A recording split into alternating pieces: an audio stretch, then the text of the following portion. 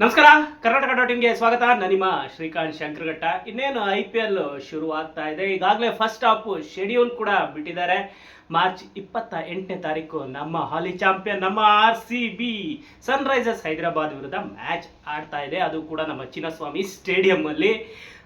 ಏನು 2025ರಲ್ಲಾದಂತಹ ಘಟನೆಯಿಂದಾಗಿ ಎಲ್ಲಿ Chinnaswamy ಸ್ಟೇಡಿಯಂನಲ್ಲಿ IPL match ನಡೆಯುತ್ತೋ ನಡೆಯಲ್ವಾ ಅನ್ನೋ ಒಂದು ಗೊಂದಲ ಕುತೂಹಲ ಎಲ್ಲರಿಗೂ ಇತ್ತು. ಇನ್ನು ಫ್ರಾಂಚೈಸಿ ಕೂಡ ಅದರ ವಿಚಾರದಲ್ಲಿ ಒಂದಿಷ್ಟು ಗೊಂದಲ ಕೂಡ ಸೃಷ್ಟಿ ಮಾಡಿತ್ತು. ಆದರೆ ಎಲ್ಲದಕ್ಕೂ ಈಗ ತೆರೆ ಬಿದ್ದಿದ್ದು ಚಿನ್ನಸ್ವಾಮಿ ಸ್ಟೇಡಿಯಂನಲ್ಲೇ IPLನ ಉದ್ಘಾಟನಾ ಪಂದ್ಯ ನಡೀತಾ ಇದೆ. ಈಗಾಗಲೇ ಚಿನ್ನಸ್ವಾಮಿ ಸ್ಟೇಡಿಯಂ ಅಲ್ಲೂ ಕೂಡ ಏನೇನು ತಯಾರಿ ಮಾಡ್ಕೋಬೇಕು, ಏನೇನು ಪ್ರಿಕಾಷನ್ಗಳನ್ನ ತಗೋಬೇಕು ಅದನ್ನೆಲ್ಲ ತಗೋತಾ ಇದ್ದೀವಿ ಅಂತೇಳಿ ಈಗಾಗಲೇ KSC ಅಧ್ಯಕ್ಷರಾದಂತಹ ವೆಂಕಟೇಶ್ ಪ್ರಸಾದ್ ಅವರು ಹೇಳಿದ್ದಾರೆ.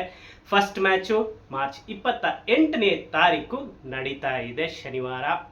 ಒಂದೊಳ್ಳೆ ಅದ್ಭುತ ಮ್ಯಾಚ್ಗಾಗಿ ಎಲ್ಲ ಕಾಯ್ತಾ ಇದ್ದಾರೆ RCB ಅಭಿಮಾನಿಗಳು.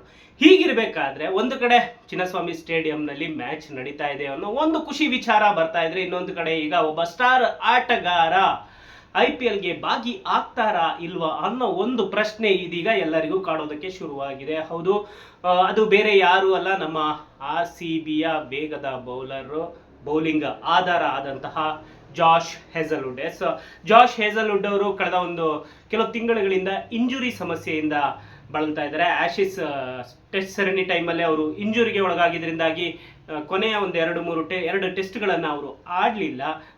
ನೆಕ್ಸ್ಟ್ ಬಂದಂತಹ ವರ್ಲ್ಡ್ ಕಪ್ ಟೈಮ್ನಲ್ಲೂ ಸಹ ಅವರು ಸ್ಕ್ವಾಡಲ್ಲಿ ಇರಲಿಲ್ಲ. ಯಾಕಂತ ಹೇಳಿದ್ರೆ ಇಂಜುರಿ ಸಮಸ್ಯೆಯಿಂದಾಗಿ.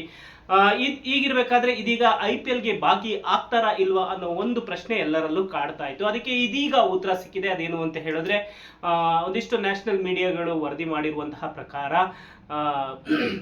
ಏನು ಜಾಶ್ ಹೇಸಲ್ವುಡ್ ಅವರಿದ್ದಾರೆ, ಅವರು ಸದ್ಯ ಆಸ್ಟ್ರೇಲಿಯಾ ಕ್ರಿಕೆಟ್ ಬೋರ್ಡ್ನ ಕ್ಲಿಯರೆನ್ಸ್ಗೆ ವೇಟ್ ಮಾಡ್ತಾ ಇದ್ದಾರೆ ಅನ್ನೋ ಒಂದು ಸುದ್ದಿ ಹೊರಗೆ ಬರ್ತಾ ಇದೆ. ಸದ್ಯ ಅವರು ಇನ್ನೂ ಕೂಡ ಫಿಸಿಯೋ ಕೇರ್ನಲ್ಲೇ ಇದ್ದಾರೆ. ಯಾಕಂತ ಹೇಳಿದ್ರೆ ಫಿಸಿಯೋಥೆರಪಿ ಏನು ಮಾಡಿಸ್ಕೋತಾ ಇದ್ದಾರೆ, ಇಂಜುರಿ ಸಮಸ್ಯೆಯಿಂದ ಬಳಲ್ತಾ ಇದ್ದಾರಲ್ಲ, ಆ ನಿಟ್ಟಿನಲ್ಲಿ ಏನು ಫಿಸಿಯೋ ಮಾಡಿಸ್ಕೋತಾ ಇದ್ದಾರೆ ಅದರ ಕ್ಲಿಯರೆನ್ಸ್ ಇನ್ನೂ ಸಿಕ್ಕಿಲ್ಲ. ಇದರಲ್ಲೇ ಇದ್ದಾರೆ. ಹಾಗಾಗಿ ಇನಿಷಿಯಲ್ ಮ್ಯಾಚ್ಗಳಿಗೆ ಹೇಸಲ್ವುಡ್ ಅವರು ಫಸ್ಟ್ ಮ್ಯಾಚಿಂದ ಅವರು ಮಿಸ್ ಆಗ್ತಾರೆ ಅನ್ನೋ ಒಂದು ಸುದ್ದಿ ಸದ್ಯಕ್ಕೆ ಹೊರಗೆ ಬರ್ತಾ ಇದೆ. ಕಳೆದ ಸೀಸನ್ನಲ್ಲೂ ಸಹ ಜಾಶ್ ಹೇಸಲ್ವುಡ್ ಅವರು ಸ್ಟಾರ್ಟಿಂಗ್ ಮ್ಯಾಚ್ಗಳಲ್ಲಿ ಇರಲ್ಲ ಅನ್ನೋ ಒಂದು ಸುದ್ದಿ ಹೊರಗೆ ಬಂದಿತ್ತು. ಆ ನಂತರದಲ್ಲಿ ಅವಾಗಲೂ ಸಹ ಅವರು ಇಂಜುರಿ ಸಮಸ್ಯೆನೇ ಎದುರಿಸಿದ್ರು. ಆಗಲೂ ಸಹ ಅವರು ನೆಕ್ಸ್ಟ್ ತಂಡವನ್ನು ಸೇರ್ಕೊಂಡಿದ್ರು. ಇದೀಗ ಮತ್ತೆ ಅದೇ ಸ್ಟೋರಿ ಕಂಟಿನ್ಯೂ ಆಗಿದೆ. ಇಂಜುರಿಯಿಂದ ಬಳಲ್ತಾ ಇದ್ರು. ಇದೀಗ ಅವರು ಮತ್ತೆ ಏನು ಒಂದು ಇಂಜುರಿಯಿಂದ ಬಳಲ್ತಿದ್ದಾರೆ. ಆ ಕಾರಣದಿಂದಾಗಿ ಸದ್ಯ ಸ್ಟಾರ್ಟಿಂಗ್ ಮ್ಯಾಚ್ಗಳಿಗೆ RCBಗೆ ಜಾಶ್ ಹೇಸಲ್ವುಡ್ ಅವರು ಲಭ್ಯ ಆಗೋದಿಲ್ಲ ಅನ್ನೋ ಒಂದು ಸುದ್ದಿ ಇದೀಗ ಹೊರಗೆ ಬರ್ತಾ ಇದೆ. ಹಾಗಾಗಿ ಎಲ್ಲೋ ಒಂದು ಕಡೆ RCBಗೆ ಇದು ಒಂದು ರೀತಿಯಲ್ಲಿ ಆರಂಭದ ಹಂತದಲ್ಲಿ ಒಂದು ರೀತಿಯಲ್ಲಿ ಹಿನ್ನಡೆ ಅಂತಾನೆ ಹೇಳ್ಬೋದು. ಆದರೂ ಸಹ ನಮ್ಮ ಬೌಲಿಂಗ್ ಯೂನಿಟ್ ತುಂಬಾನೇ ಸ್ಟ್ರಾಂಗ್ ಆಗಿರೋದ್ರಿಂದಾಗಿ ಜಾಶ್ ಹೇಸಲ್ವುಡ್ ಅವರು ಬಂದರೆ ಇನ್ನಷ್ಟು ಸ್ಟ್ರಾಂಗ್ ಆಗುತ್ತೆ. ಆದರೆ ಎಲ್ಲೋ ಒಂದು ಕಡೆ ಅವರು ಸ್ಟಾರ್ಟಿಂಗ್ ಮ್ಯಾಚ್ಗಳನ್ನು ಮಿಸ್ ಮಾಡಿಕೊಂಡ್ರೆ ಒಂದು ರೀತಿಯಲ್ಲಿ ಬ್ಯಾಲೆನ್ಸಿಂಗ್ ಆಗಿ ಇರುತ್ತೆ ಅನ್ನೋದು ನಮ್ಮ ಒಂದು ನಂಬಿಕೆ. ನೋಡೋಣ ಏನಾಗುತ್ತೆ, ಇನ್ನು ಟೈಮ್ ಇದೆ, ನೋಡೋಣ. ಹೇಸಲ್ವುಡ್ ಅವರಿಗೆ ಒಂದು ಕ್ಲಿಯರೆನ್ಸ್ ಸಿಕ್ಕಿ IPL ಮ್ಯಾಚ್ಗಳಿಗೆ ಆರಂಭದಿಂದಲೇ ಬರ್ತಾರಾ ಏನು ಅನ್ನೋದನ್ನ ಕಾದ್ ನೋಡೋದ. ಇದು ಒಂದು ಆದರೆ ಇನ್ನೊಂದು BCCI ಈಗ ಒಂದು ಹೊಸ ರೂಲ್ಸನ್ನು ತಂದಿದೆ. ಅದೇನು ಅಂತ ಹೇಳಿದ್ರೆ, ಪ್ರಾಕ್ಟೀಸ್ ಸೆಷನ್ ವಿಚಾರದಲ್ಲಿ ಒಂದು ರೂಲ್ಸನ್ನು ಇದೀಗ BCCI ಹೊರಡಿಸಿದೆ.